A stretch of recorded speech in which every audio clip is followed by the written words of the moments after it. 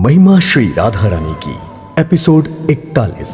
अब तक आपने देखा ऋषि याज्ञवल्क्य ने अपनी आंखें खोली और राजा विमल की ओर देखते हुए कहा, राजन, आपके भाग्य में पुत्र संतान का सुख नहीं है। अब आगे देखिए। ओह, मेरा दुर्भाग्य, राजा विमल के मुख से पीड़ा युक्त स्वर निकला। तब ऋषिराज ने उन्हें समझाते हुए कहा, यही हरि की इच्छा है राजन।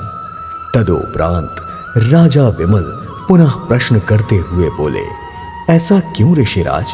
मेरे भाग्य में पुत्र संतान का सुख क्यों नहीं है, जबकि मैं नित्य नियम पूर्वक श्री हरि विष्णु की उपासना करता हूँ।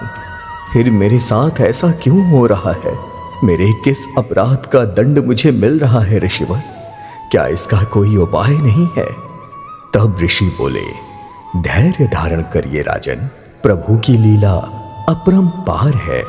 वो त्रिलोकीनाथ हैं, आपको अनेकों कन्या संतान प्रदान करने के इच्छुक हैं।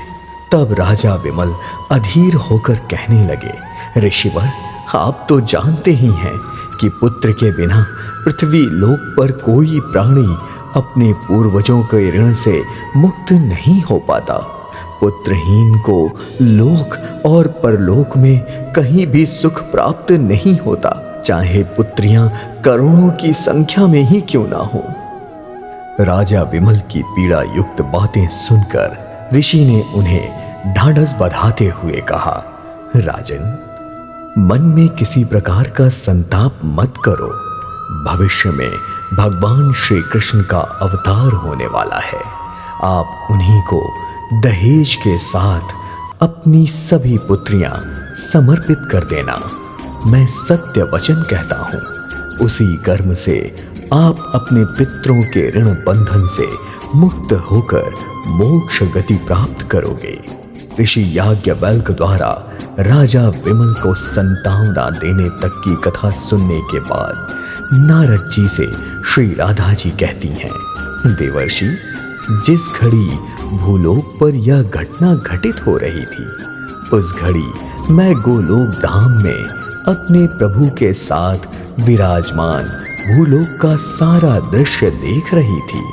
जब मुझसे रहा नहीं गया, तब मैंने प्रभु से बोला, प्रभु, सर्वत्र आपकी ही प्रधानता है। मेरी बात का उत्तर देते हुए श्री भगवान बोले, राधे, यह तुम क्या कह रही हो? प्रधानता मेरी कहाँ है? प्रधानता तो तुम्हारी है। आश्चर्य प्रकट करते हुए राधा जी बोली, मेरी प्रधानता भला कैसे हो सकती है प्रभु? राधे, अयोध्यापुर, मिथिला नगर, कोसल प्रांत और देश की जिन स्त्रियों ने मेरा श्री राम रूप देखकर मुझे प्रतिरूप में प्राप्त करने की कामना की, उन स्त्रियों के जन्म का कारण मैं ही हूं। यह पूर्ण रूप से सत्य है। किंतु देवी, गोलोक धाम में निवास करने वाली देवियों के पृथ्वी पर प्रकट होने का कारण तो तुम स्वयं हो। मैं स्वयं? राधा जी ने आश्चर्य से कहा।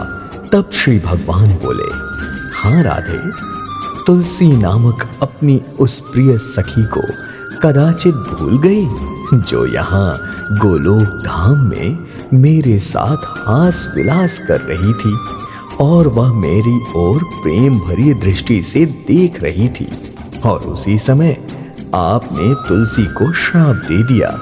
राधे, अपने उस श्राप को याद करो। भगवान श्री कृष्ण जी के कहने पर श्री राधा जी सोचने लगी और अतीत का वह दृश्य राधा जी को दिखाई देने लगा, जब उन्होंने तुलसी को श्राप दिया था। भगवान श्री कृष्ण जी सुंदर झूले पर बैठे हुए हैं और गोपी तुलसी प्रेम भरा गीत गाती हुई, मुस्कुराती हुई उन्हें झूला झुला रही हैं।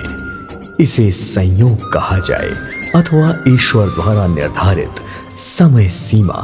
जिस समय तुलसी का गीत समाप्त हुआ, उसी समय भगवान श्री कृष्ण जी को ढूंढती हुई राधा जी वहां कुंज में पहुंचती हैं।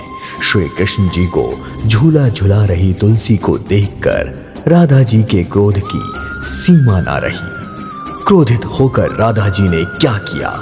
क्या तुलसी को कोई श्राप दिया? देखिए अगले एपिसोड में धर्म सिनेमा YouTube चैनल पर। महिमा श्री राधा रानी की।